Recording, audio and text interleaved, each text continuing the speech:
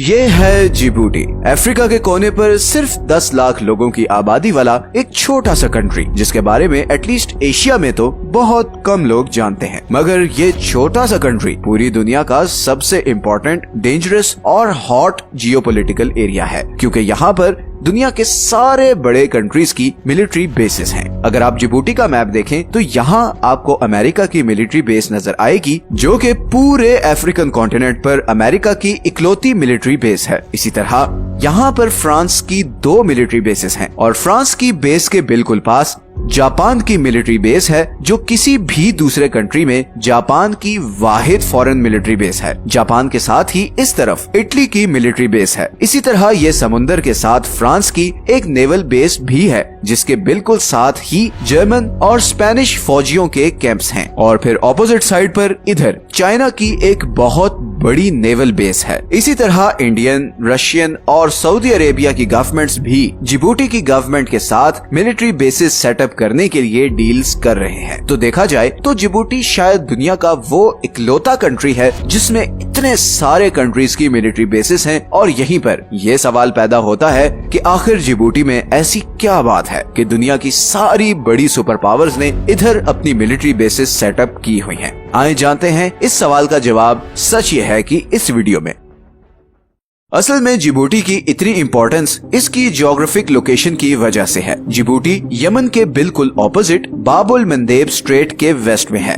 बाबुल मंदेब straight 28 kilometre की ये पतली सी जगह है, जहां से सारे समुद्री जहाज इंडियन ओशन को क्रॉस करते हुए रेड सी में एंटर होते हैं और फिर सुएज कैनाल को क्रॉस करके मेडिटेरेनियन सी में निकल जाते हैं और वहां से फिर वो सारे यूरोपियन कंट्रीज तक पहुंचते हैं। तो बेसिकली एशिया और मिडिल ईस्ट को यूरोप से कनेक्ट करने का ये सबसे शॉर्टेस्ट रूट है और यही चीज इसे इतना ज्यादा जियोपॉलिटिकली इम्पोर्टेंट बनाती है, स्पेशली अगर हम ऑयल और गैस सप्लाई की बात करें। पूरी दुनिया की 10% ऑयल एंड 6% नेचुरल गैस की सप्लाई इसी 28 किलोमीटर के चोक पॉइंट से गुजरती है और ये सारी गैस और ऑयल आता है इधर पर्शियन गल्फ से।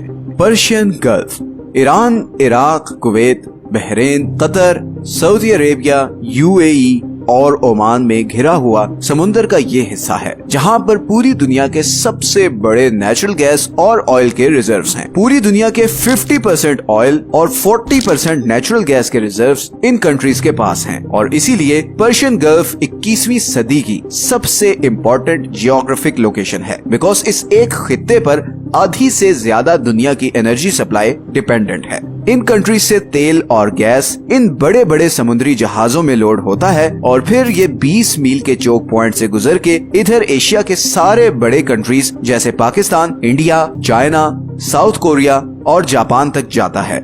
और इसी तरह बाकी तेल और गैस इधर अरेबियन सी से होते हुए इंडियन ओशन में आता है और फिर बाबल मंदेब को क्रॉस करके सुएज कैनाल के थ्रू यूरोपियन कंट्रीज तक जाता है। 2022 के स्टैटिस्टिक्स के मुताबिक पूरे यूरोप की 20% ऑयल इंपोर्ट और 24% गैस इंपोर्ट इसी बाबल मंदेब स्ट्रेट से गुजर कर आती है और इसीलिए अगर ये स्ट्रेट किसी भी वजह से ब्लॉक हो जाए तो यूरोपियन इकोनॉमीज जबरदस्त फाइनेंशियल क्राइसिस का शिकार हो जाएंगी, बिकॉज फिर यूरोप पहुंचने का सिर्फ एक रूट है और वो इतना लंबा है कि पूरे अफ्रीकन कॉन्टिनेंट को क्रॉस करके ही आप यूरोप पहुंच सकते हो और इसमें न सिर्फ टाइम और खर्चा ज्यादा लगता है बल्कि ये रूट काफी डेंजरस भी है। ऐसा ही कुछ हुआ था मार्च 2021 में, जब सुएज कैनाल में एक शिप फंस गई थी और वर्ल्ड इकोनॉमी को 9.6 बिलियन डॉलर्स का नुकसान हुआ था। मगर जिस कंट्री के लिए ये स्ट्रेट सबसे ज्यादा इम्पोर्टेंट है वो है सऊदी अरेबिया।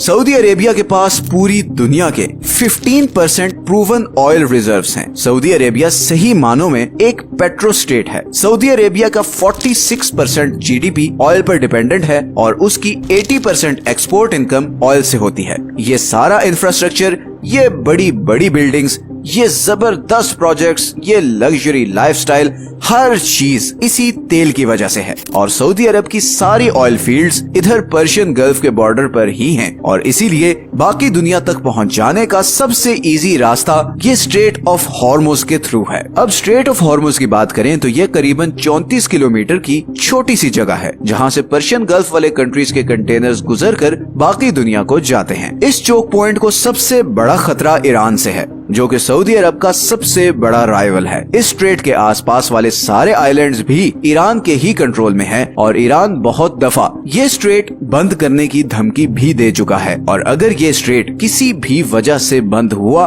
तो सऊदी अरब की इकोनॉमी महीनों में कोलैप्स कर जाएगी। इसी रिस्क को कम करने के लिए सऊदीज ने सऊदी अरब के ईस्टर्न बॉर्डर से लेकर वेस्टर्न बॉर्डर तक 1200 किलोमीटर लंबी एक पाइपलाइन बनाई, जिसके जरिए लिमिटेड क्वांटिटी में पर्शियन गल्फ से निकलने वाला ऑयल इधर रेड सी तक पहुंचाया जाता है और फिर यहाँ से ये ऑयल आगे स्वेज कैनाल क्रॉस